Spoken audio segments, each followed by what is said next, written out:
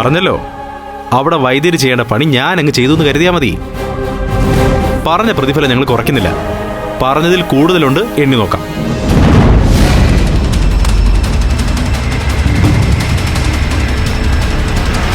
എന്നാലും പുറം ലോകം അറിഞ്ഞാൽ